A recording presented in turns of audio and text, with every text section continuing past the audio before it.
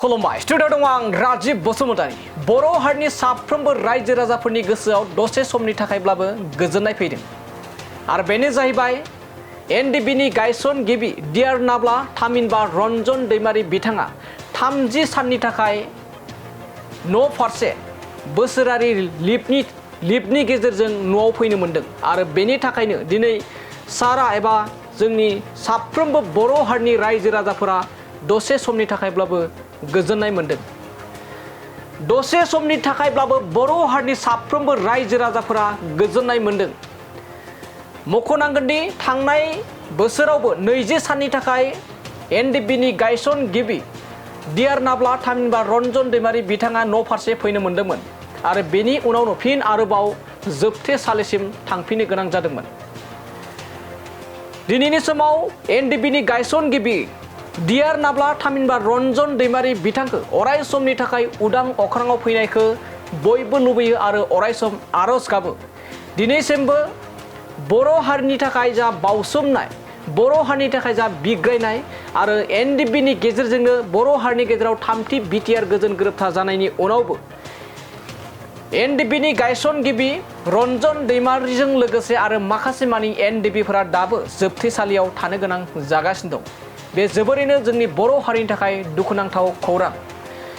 अराय सम जेब्लायबो बर' हारिनि साफ्रोमबो रायजो राजाफोरा नेनानै दं एनडिबिनि गायसनगिरि रन्जन दैमारि बिथांखौ उदां अख्राङाव फैनायखौ लानानै आरो उदां अख्राङाव फैनायखौ लानानै बे समाव एनडिबिनि गायसनगिरि रन्जन दैमारिनि आंगो बिनानाव डक्टर अनजालि दैमारि बिथाङाबो माखासे मानि बाथ्रा फोरमायदों।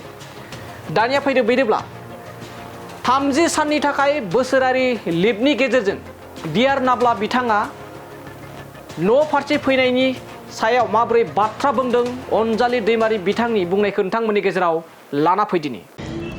बिथाङा दिनै एनुवेल जिथु लिब मोनो जायफ्रा कनभिक्ट जायो बिथांमोना बोसोरथाम कमप्लिट थाखांनायनि उनावहाय बोसोरफ्रोमबो लिब मोनो एबा सुटि मोनो। बे सुटियाव फैदों।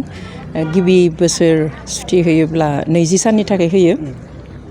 थांनाय बोसोराव 20 साननि थाखाय फैदोंमोन। देग्लायनिफ्राय बिथाङा बोसोरफ्रोमबो 30 सान बेबायदि सुटि मोनगोन।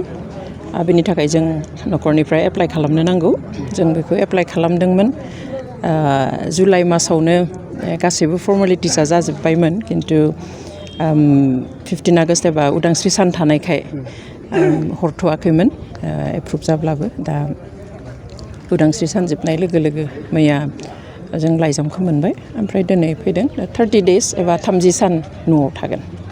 जोंनि मिथिनायाव जितु सारा दाबो सरकारनि आखायावनो दङ दिनै बेयाव फैबाय बे बेलायाव सारा जितु सरकारनि आवथायावनो दङ अब्लाबो दिनै सारा बेयाव फैबाय।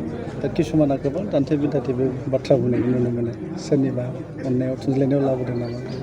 ना बेनि थाखाय रावबो जेबो खालामनो नाङा। बे एक्ट दंखायो प्रेजेन्ट एक्ट भारतनि संबिधानावनो जे जाया कनभिक्ट जायो बियो बोसोरथाम कमप्लिट जुदि थाखाङो बोसोरथाम कनभिक्ट जाखांनानै जेलाव थानायनि उनावहाय सुटि मोनखायो।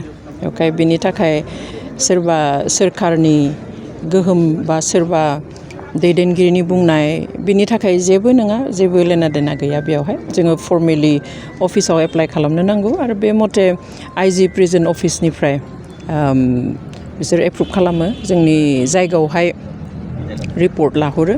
जोंनि डिस्ट्रिक्टनिफ्राय डिसि ओमफ्राय एसपि लकेल पुलिस स्टेसन बिसोर गासैबो मोनसे जथायहै न' नायनानै सिटुवेशनफोरखौ नायनानै मोनसे रिपर्ट हरो आरो बिनि सायावसो एप्रुभेल होयो। बेयाव रावनिबो आखाइ थाया। जितु सारा 30 सान न'आव थागोन माबा मोनसे सरकारनिफ्राय बेबायदि निर्देशफोर दङ नामा सारनि सायाव? बेबायदि थायो जिहेथु जेल जाबाय थानाय मानसि बेवहाय बिथाङा दा पाब्लिक मिटिंफोर खालामनो हानाय नङा आरो डिस्ट्रिक्टनि बाहेराव गुबुन डिस्ट्रिक्टआव थांनोब्ला जोंनि उदालगुरिनि बाहेराव थांनोब्ला बिथाङा डिस्ट्रिक्ट अथरिटि उदालगुरि डिस्ट्रिक्ट अथरिटिनो इनफरमेसन होनांगोन। बेनि उनाव थांनो हागोन। स' आरो बिदि गुबुन मिटिं सिटिंबो गानो हानाय नङा। दुलाराय बर' रायजोआनो दिनै सारजों दङ जितु सारनि थाखाय मालाबा आर'जबो गाबो गोग्गो देहानि थाखाय। दाबायदियाव सारनि देहाया मा अबस्थायाव? देहायाथ' थिगैनो दङ। गेजेरावहाय एसे फिसा बिला प्रब्लेम जादोंमोन खिन्थु दा थिगैनो दं आसा खालामो आफा इसोरा जेब्लायबो बिदिनो मोजाङैनो लाखिबाय थागोन गोसो आरो देहा मोननैखौबो थांफिननाय डेटआ 19th औ 19 सेप्टेम्बर बे बारावहाय 30 साननि थाखाय फैबाय आरो अराय समनि थाखाय माब्लाबाथो फैगोन होनना नोंथाङा सानो बेखौथ' आं साननाय बादि बा नोंथां साननाय बादि जानायमोनब्लाथ' जों बुंनोनो हागौमोन सिगाङावनो खिन्थु दायो जिथु स्टेटआ सुप्रिम कर्टआव थानाय केसा दा जोङो एप्रिलनिफ्राय हियारिं डेट मोनाखै मोनैनि जाहोना एप्रिल दानावहाय जों खबर मोनफैबाय जोंनि सुप्रिम कर्टनि एडभकेटआ बुंबाय जे जोंनि जाय जाज मेइन जाज माने 2 जाजेस बेन्च जेरावहाय बे केसखौ सायदों सासेया थांलाय फैलाय जाबाय थायो खिन्थु सासेया पार्मानेन्टलि बेयाव थायो थ' बिथांखौ केरालानि जिथु सबरिमाला केस बे सबरिमाला केसखौ रिअपेन खालामनायावहाय बेखौ डेइलि बिसार खालामनाय जागोन बेवहाय जोंनि माबाखौ लांथ'नाय जागोन जाजखौ बेवहाय एपइन्ट खालामनाय जाथ'दों होननानै 9 जाजेस बेन्चमोन बियो बेवहाय बिथांखौ लांदोंमोन बेयाव जोंनो खबर हरदों जे बे 3 उइक्स लागोन सप्ताथामाव बे केसा जोबगोन बेनि उनाव जोंनि हियारिंआ जाफिनगोन नाथाय सप्ताथामाव जोबाखसै बेनि उनाव मास मोनसे लाबाय जोबाखसै बेनि उनावहाय जुननि 1 थारिखनिफ्राय 12 जुलाइसिम सामार ब्रेक जाबाय गरम बन्द मोनबाय सुप्रिम कर्टआ थालायबाय ओमफ्राय दा नै दिनैथ' 20 जाफैबाय दासिम हियारिंनि लिस्टेड जाथ'वाखै दोनथ'नाया गेजेराव जोंनि जाजखौ सबरिमाला केसाव एपइन्ट खालामनायनि थाखाय दोनथ'दोंमोन खिन्थु जों आसा खालामो थाबैनो जोङो आरो हियारिंनि थाखाय माने डेट मोनगोन होननानै जोङो आसा खालामो थेंक इउ